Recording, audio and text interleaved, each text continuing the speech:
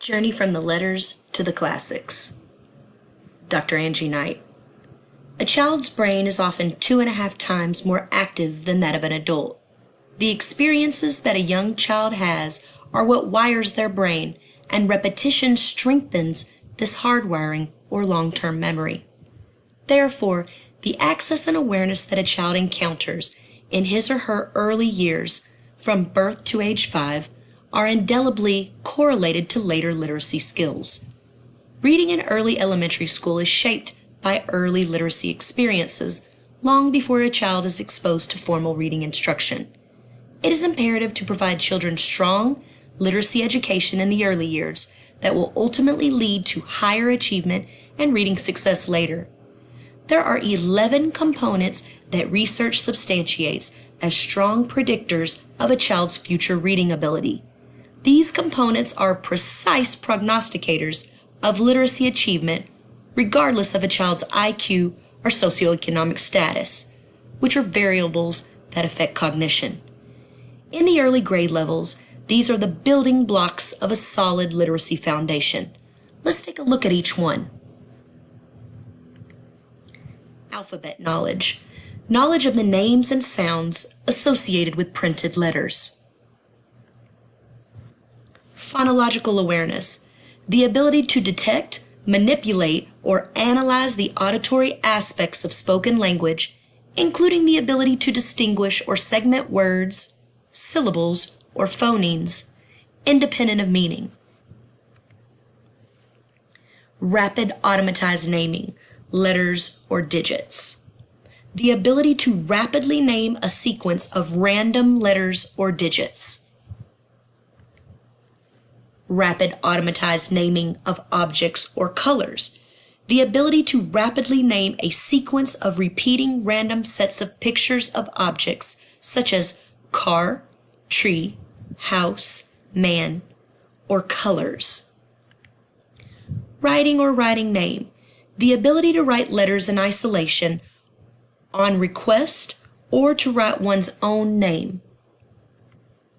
Phonological memory, the ability to remember spoken information for a short period of time.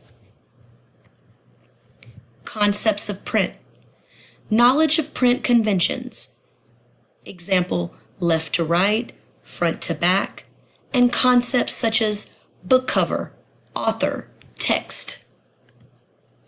Print knowledge, a combination of elements of alphabet knowledge, concepts about print, and early decoding. Reading readiness, usually a combination of alphabet knowledge, concepts of print, vocabulary, memory, and phonological awareness. Oral language, the ability to produce or comprehend spoken language, including vocabulary and grammar.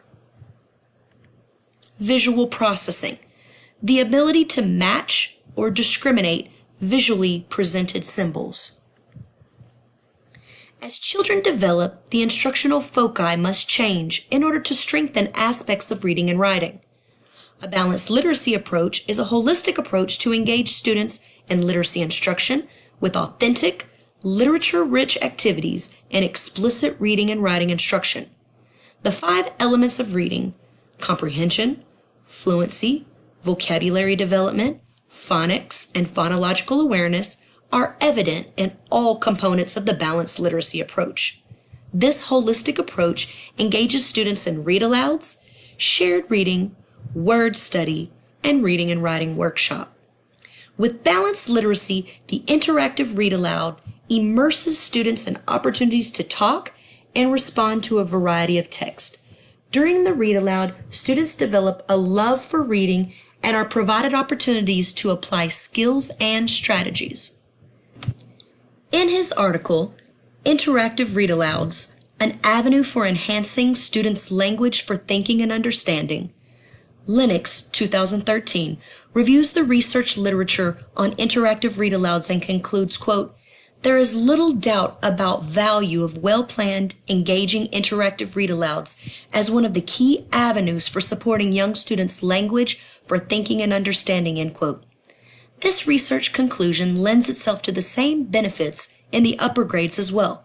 According to Ariel and Albright, 2006, quote, although the practice of reading aloud to older students is less well researched, studies have shown that the benefits of reading aloud to middle school students are also significant. Among the benefits are increases in students' accessibility to text, motivation, engagement in learning, positive attitudes toward reading, background knowledge in content areas, and fluency, end quote. A great deal of research concludes there is a tremendous need for word study instruction in classrooms today.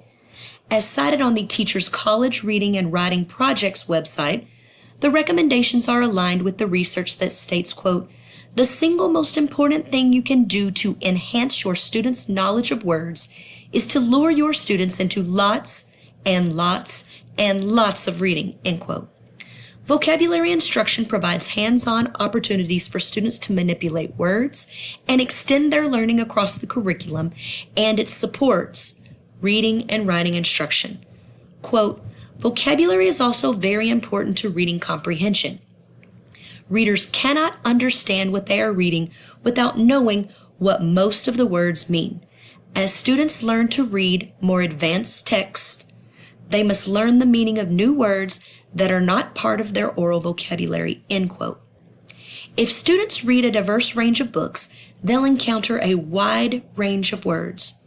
Additionally, the TCRWP states, quote, we place a strong emphasis on collaboration and conversation to support students' learning and embed opportunities for conversation into most of the teaching structures, from mini lessons to reading and writing partnerships, book clubs, to whole class conversations around text read aloud, end quote. The planning for transitioning early literacy to a balanced literacy approach has both an immediate and long-term plan of action.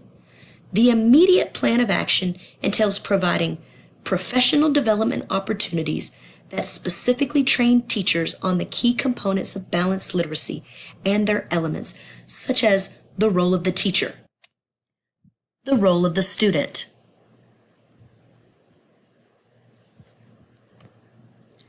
what each component is and what it is not, with examples, components for each element, and how to assess each element.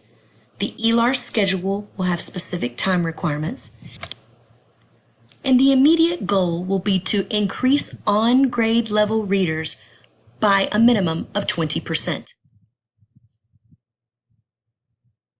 Here is a diagram showing the individual components for each piece of the balanced literacy model. There's read alouds, where the teacher models how a proficient reader navigates through a text as they demonstrate through a think aloud. There's shared reading, where the students actively participate in reading with the teacher.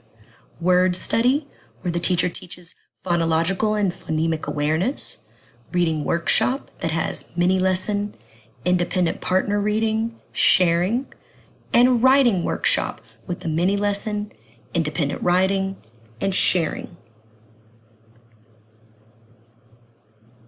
Here is a table outlining the elongation of the ELAR block for elementary students. Reading and writing are the most foundational of skills, and both require extensive practice in order to grow to proficiency. All other subjects hinge upon reading and writing proficiency. It is hypercritical for students to have ample time daily to hone these skills. Learn to read, and you can read to learn just about anything. Reading and writing skills allow students to seek out information, explore subjects in depth, and gain a deeper understanding of the world around them. Here is an example of a kindergarten through second grade ELAR schedule. First, you might notice that the block begins first thing in the morning.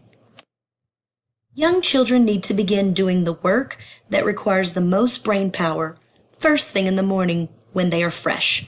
They are less adept at transitions and benefit from core instruction first thing. Next, the block is broken down into more manageable pieces.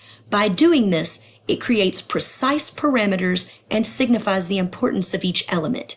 Each of the elements are crucial, and each need and require the necessary time in which to sharpen these critical skills. The long-term balanced literacy plan requires additional and continuous teacher professional development in order to dive more deeply into the nuances of the balanced literacy framework. Training would include assistance for teachers in how to continue to utilize the balanced literacy framework in order to provide students with more comprehensive opportunities to read and write that would include modeling and an opportunity to learn effective lesson planning practice. Another aspect of training would include a thorough understanding of vertical alignment so that teachers can stretch students so that they are well prepared for the academic rigors that await them. This table provides a look at how interactive read-alouds change as students move from elementary to secondary. There is much attention placed on teacher modeling and active listening in the lower grade levels. However, as time progresses, students must learn to use these skills to hold relevant conversations, conduct self-evaluations, and make connections between and amongst text. This table shows the progression that occurs for shared reading. The elementary teacher teaches the skills and strategies to students by modeling automaticity, fluency, and prosody, and the secondary teacher reinforces the skills and strategies by ensuring the students are able to question the text read, make inferences, and connections.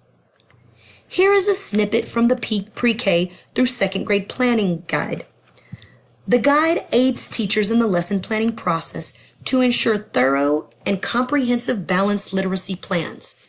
In pre-K through second grade, word study focuses on those early literacy foundational skills such as phonological and phonemic awareness, letter sound recognition, spelling patterns, high frequency words. You may be able to see how the rigor of these plans change as we move up the academic continuum. Here is a snippet from the grade 3 through 5 planning guide. In grades 3 through 5, word study focuses on more advanced skills such as prefixes, suffixes, Greek and Latin roots. Here is a snippet from the grades 6 through 8 planning guide.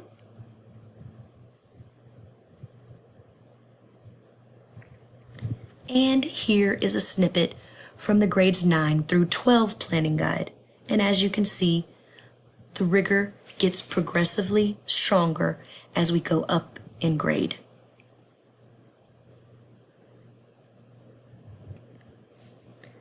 The goal of the balanced literacy approach is to create independent readers by fostering authentic love and appreciation for reading. Thank you.